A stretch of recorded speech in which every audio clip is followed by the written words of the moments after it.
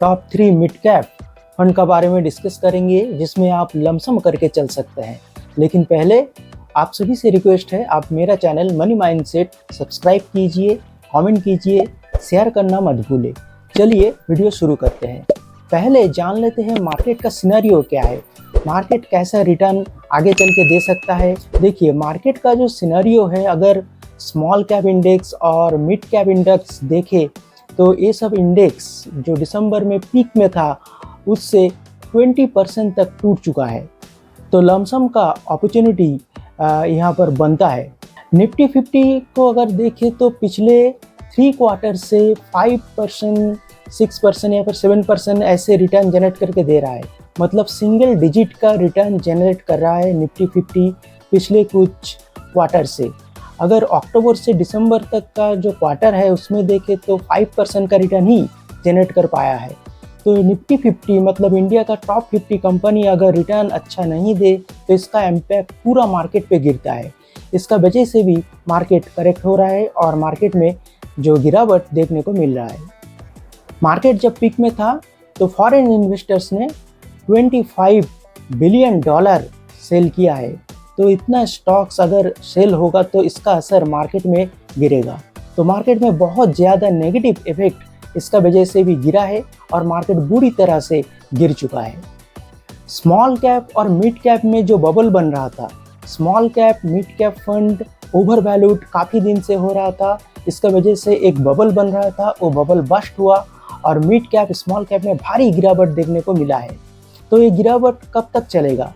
देखिए मार्च का महीने में ये गिरावट और भी हो सकता है, और भी 5% मार्केट टूट सकता है, ऐसा प्रेडिक्शन किया जा सकता है। तो लमसम का अपॉर्चुनिटी इस वक्त बनता है क्योंकि मार्केट का अगर सिनेरियो देखे, हालत देखे तो ठीक नहीं है, और भी ज़्यादा मार्केट गिरने का चांस है फ्यूचर में। तो पिछले कुछ दिनों से जो मार्केट में गिरावट आया है इसका वजह से आप पोर्टफोलियो में भारी नुकसान का सामना करना पड़ रहा है। लेकिन आगे चल के भी एक गिरावट जारी रहेगा, मार्च का महीने में भी गिरावट आपको देखने को मिलेगा। तो अगर लमसम आपको करना है और मिड कैप फंड आप चुन रहे हैं लमसम करने के लिए, तो क्या क्या मिड कैप फंड अवेलेबल है जिसमें आप लमसम करके चलते हैं। चलिए पहले देख लेते हैं कुछ mid cap fund, top performing mid cap fund जो पिछले कुछ महीनों में बहुत गिर चुका है और बहुत नेगेटिव में रिटर्न दे रहा है। अगर डाटा देखें, Motilal Oswal mid cap 3 months में -13% तक नेगेटिव रिटर्न जनरेट करके दिया है। एडिलवाइस मिड कैप फंड -11.95% का नेगेटिव रिटर्न जनरेट करके दिया है। और HDFC mid cap opportunities fund -9% का रिटर्न जनरेट करके दिया है। तो पिछले 3 मंथ्स में बहुत ज़्यादा नेगेटिव रिटर्न तीनों फंड ने दिया है। अगर 6 मंथ का डाटा देखें तो Motilal Oswal mid cap fund -6% तक नेगेटिव रिटर्न दिया है। एडिलवाइस और भी खराब दिया है, -10.88 मतलब -11% तक नेगेटिव रिटर्न दिया है।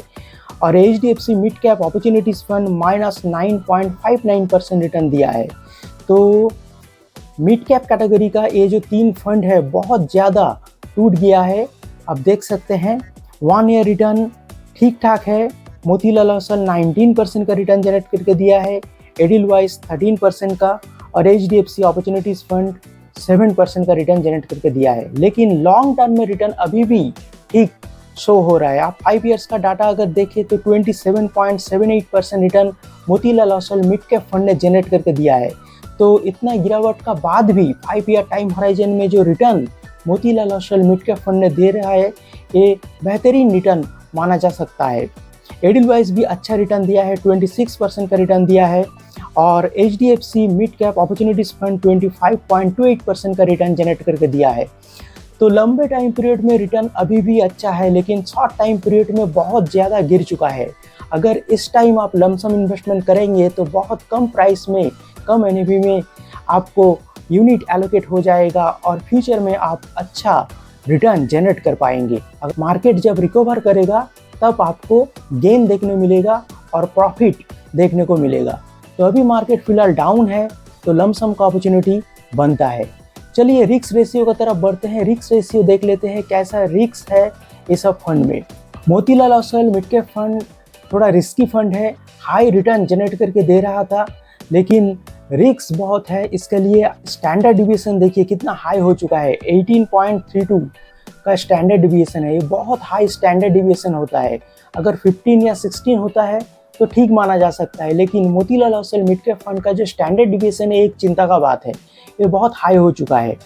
लेकिन अल्फा भी हाई है, 8.44 का अल्फा है, मतलब बेंचमार्क से बहुत ज़्यादा रिटर्न जनरेट करके दे रहा है।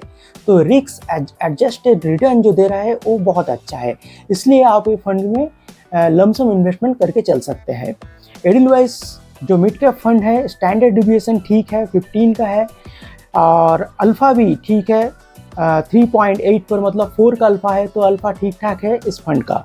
ये फंड में आप लमसम करके चल सकते हैं, अच्छा फंड है और कंसिस्टेंटली अपने बेंचमार्क और कैटेगरी इंडेक्स को बीट करते हुए लंबे टाइम पीरियड से आ रहा है और अच्छा रिटर्न फ्यूचर में भी ये फंड जनरेट करके दे सकता है। तो लमसम के लिए ये फंड अच्छा एक ऑप्शन होगा। HDFC mid cap opportunity fund standard deviation low है, तो ये एक बहुत पॉजिटिव बात है इस फंड का। 14.6 का स्टैंडर्ड डिविएशन है और बीटा भी देखिए कम है, 0.88 का बीटा है, तो इतना रिस्क नहीं है इस फंड में। और अल्फ़ा देखिए हाई है, 5.18 का अल्फ़ा है, तो एक फंड में जो अल्फ़ा हाई है, बीटा लो है, स्टैंडर्ड डिविएशन भी लो है, तो बहुत अच्छा फंड है और बहुत दिनों से मार्केट में ये फंड कंसिस्टेंटली परफॉर्म करते हुए आ रहा है। तो ये फंड में अभी गिरावट देखने को मिला है, तो आप लमसम बिल्कुल कर सकते हैं इस फंड में। तो टोटल 3 फंड्स मैंने डिस्कस किया हूँ। 3 फंड्स ही बहुत अच्छा है, अगर रिस्क रेशियो देखें, रिटर्न देखें लंबे टाइम पीरियड के लिए तो बहुत अच्छा है। लेकिन अगर आप लमसम करेंगे तो एक साथ पूरा अमाउंट, पूरा जो कॉर्पस है आपका, एक साथ मत इन्वेस्ट कीजिए, थोड़ा थोड़ा करके लमसम कीजिए।